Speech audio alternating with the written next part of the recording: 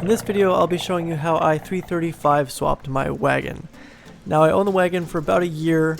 I did all the mods you could do to a N52, and then I thought I killed the motor. So, as one does, I decided if I'm going to swap out the motor, let's go for more power. So I found a donor car. It was a 2009 335 XI automatic. I'd already owned a manual one, figured why not give a automatic one a shot. So I picked up the donor car for a few thousand and then proceeded to strip the motor, engine, drivetrain, everything completely out of it. As well, I grabbed all the computers and modules while I was there. The more modules you have, the easier the swap goes. Now, if you're going to swap the motor out of your wagon, the thing to know, if it's an N54, the wiring harness is in the same place as the N52, makes it really easy. If you do want to go N55, you're going to have to extend the wiring harness because the ECU lives on top of the engine. It's quite a bit more work. And I've already owned an N54, I know my way around them, and I figured, you know what, this is kind of what I want to do. I like the twin turbo setup, and that's the way I went. So, while I had the motor out, I cleaned up the motor, changed a lot of the gaskets, and then you'll see here I replaced, there's a plastic fitting on the water pump hose off the oil filter housing, and that tends to corrode over time. So I picked up an aluminum one off of eBay for about $10, not that much money for a little bit of peace of mind. While the engine was out, I proceeded to replace all the gaskets. The oil filter housing gasket, the valve cover gasket, and the oil pan gasket. These jobs are a bit tedious while the engine's in the car, so when it's out, it makes it a whole lot easier. And it's a little cheap insurance because if anyone's owned a BMW, you know they like to go through gaskets and leak oil. So anyways, got all that refreshed and then moved on to disassembling the turbos.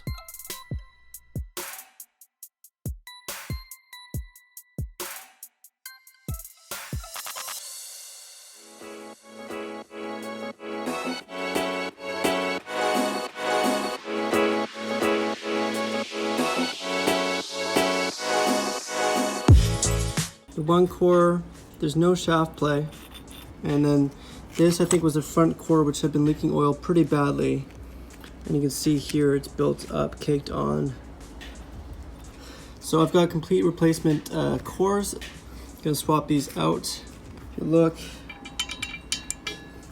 at the wastegate, certainly getting worse. Look at this wastegate. You can see the movement side to side. If you're gonna go through all the effort of fixing it, you might as well do it right and get it taken care of.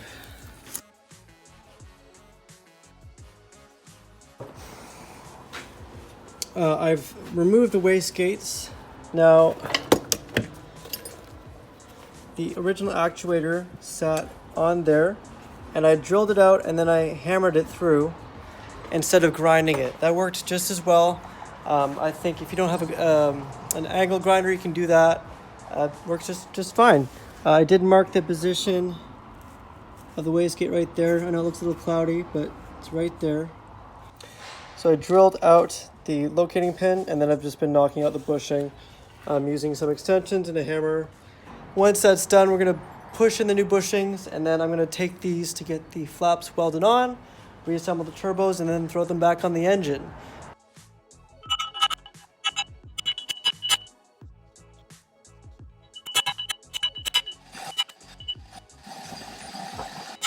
Okay, this is why you don't do what I just did. When you beat these in with a hammer, it deforms the top, so the shaft won't go in all the way.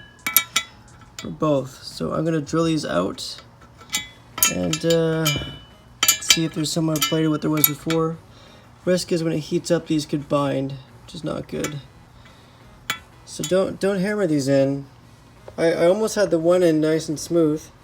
I had heated up the housing and then chilled the inner part, which is usually a good strategy, but I didn't go quite far enough. So my impatience got the better of me. I may need to find someone with a kit and knock out these bushings and get new ones, but we'll see.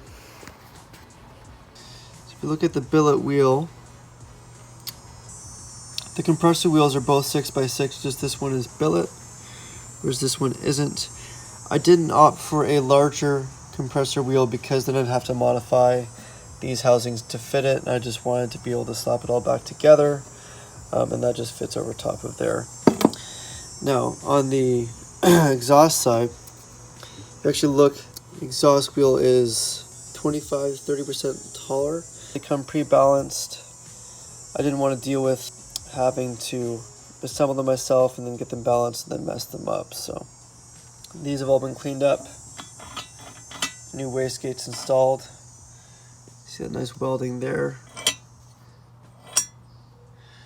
And now it's time to assemble it all. So I'll put a link in the description below. I'm pretty happy with these cores. They offer about 20 to 30% improvement in airflow over stock, and they also have upgraded internals, which means they can handle a little more boost and a little more abuse without the turbo oil seals giving away. I could have gone a lot more powerful. There's a lot of options out there, but I just wanted to keep it like OEM plus a little more power than stock. So they went in pretty well, and I'm overall pretty happy with them. I'll be giving a long-term review at some point, but in case you're considering using a Mamaba core for your N54 powered BMW, I'd say go for it.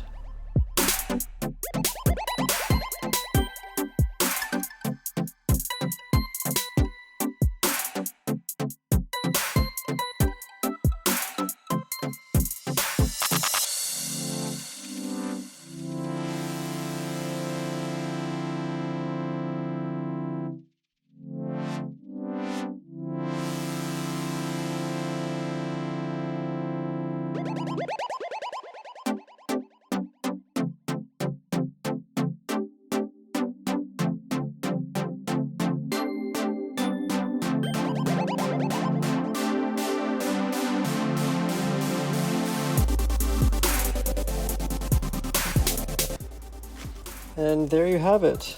The turbos have been rebuilt. Got the AN adapter on here for the upgraded oil feed lines. Everything is tightened down.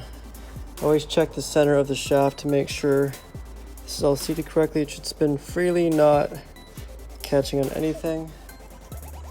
And you want to make sure when you're putting back in the snap ring that it's really securely in place, otherwise it won't sit in all the way, and then eventually the turbo could back itself out a bit, and then your turbine blade could catch on the wall, frying your blade and your turbo housing.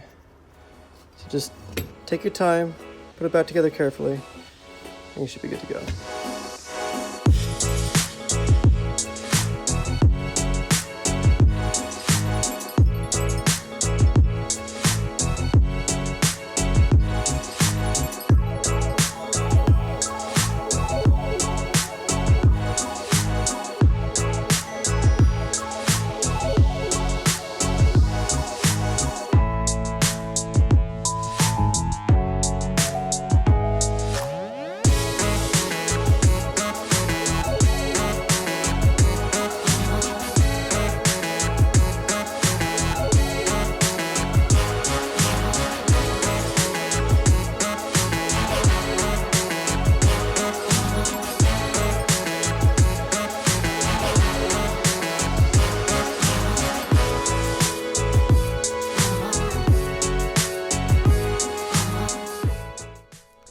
At this point the engine is in, and now it's time to button everything back up. I picked up an M Sport oil cooler for a couple $100. It's going to help keep the oil temps down. And now I move on to finishing the inlet relocation. Part of the kit involves moving the coolant overflow tank from the left side of the engine bay to the right and extending the wiring harness for the coolant level sensor. Now perhaps the most challenging part of this is getting the coolant lines in the right place and getting the tank mounting just right. You can see me here mocking up the radiator and then trying to get that coolant tank mounted. I ended up using a Dremel to cut the band off the lower coolant hose. This hose runs across the entire length of the engine, and I ended up zip tying that hose to the AC compressor line. The first time I did the inlets and outlets, I did it with the subframe in place. don't do that. Don't do that to yourself. If you drop the subframe, it takes literally 1/10 of the time and 1/10 of the frustration. It is doable if you have small hands. Just do yourself a favor and drop the subframe. With everything connected, it was time to start the car. Now I disconnected the fuel pump control module so that we could start the car a few times without any fuel supplied. That way we could prime the engine and the turbos, getting some oil in the system. That way you're not starting the car with dry turbos.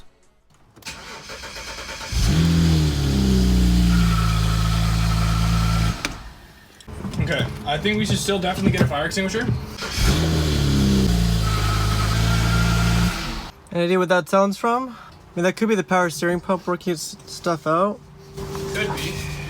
Let me crack the power steering and see how full it is now, okay? Give me a sec. Oh yeah, the reservoir is basically drained. I think there's air in the system in the power steering right now. Oh, it definitely is. Because it's very foamy. Because it was all disconnected? Yeah. Battery low. Awesome, my favorite thing to see. Alright, start it again.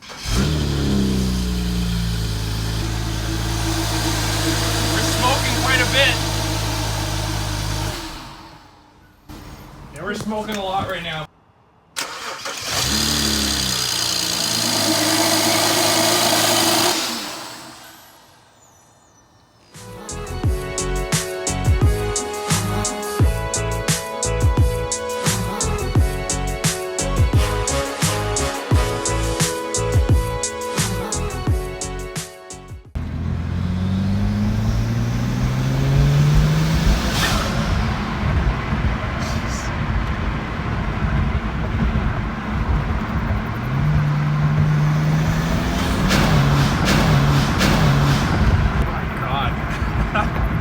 Oh, there's smoke behind us. That's not good. Is it us?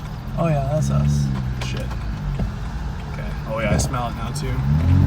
Back the next morning after the car's maiden voyage under its own N54 power, and there was a bit of a boost leak or something, smoking a little bit of white smoke. Not really sure what that's about yet. Found our culprit, and it was indeed a big ass boost leak. The intercooler came completely out. You can see here, this is hanging. So I'm going to refasten that with a longer screw, a bigger washer, and then re-tighten on the hose clamp there. So.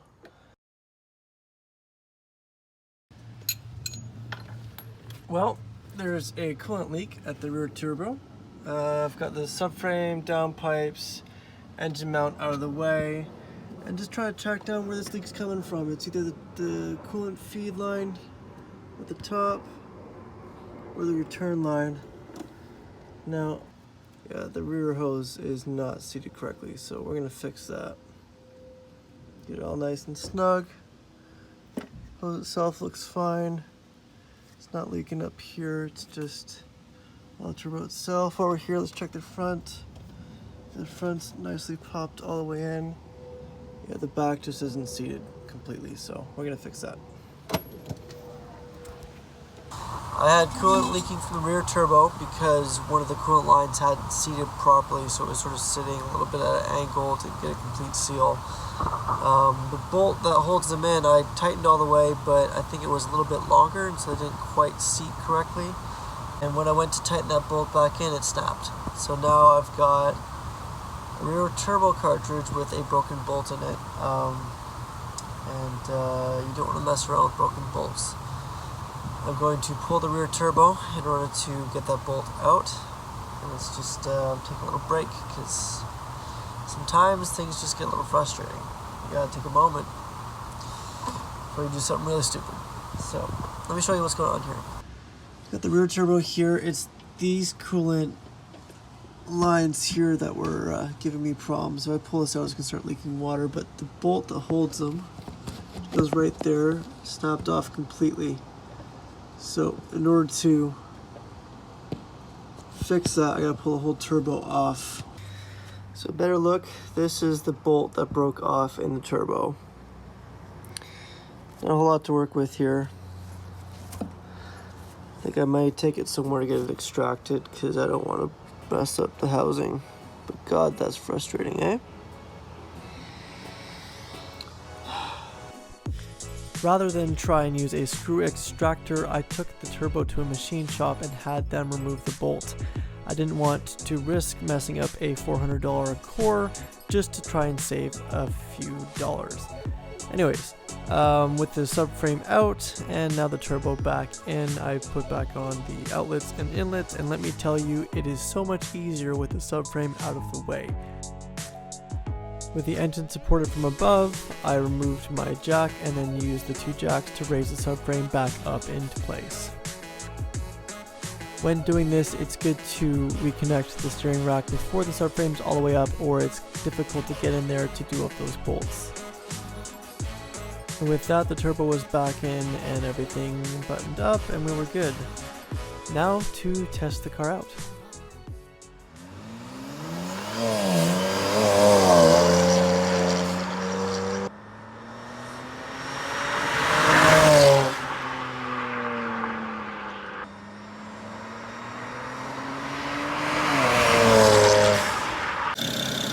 So the 335 build is finally done, and I say done with quotations because it's never completely done. Come a little closer. So I've done the inlet relocation kit. Got the inlets over here, and then relocate the tank over here. Got the diverter valves. Gonna have to clean this up a little bit. Obviously, it's still not quite put together, but it's pretty well done. I swapped everything over, front and rear subframe. I was going to clean up some cosmetics and just be good to go. I did one other thing. Come here. I picked up a sports steering wheel and I rewrapped it. So this is a heated sports steering wheel with paddles, and did the whole retrofit. I'll have a video going over how I did that and all the details if you want to do it yourself. But that's it. Overall, she's pretty well done. Again, as done can be. Yeah, that's pretty much it. Thanks for watching. If you have comments, if you want to build your own 335 wagon, you want to know how, feel free to ask below or send me a message on Instagram. I'd be happy to help anyone out. Yeah, that's it for now. Thanks for watching.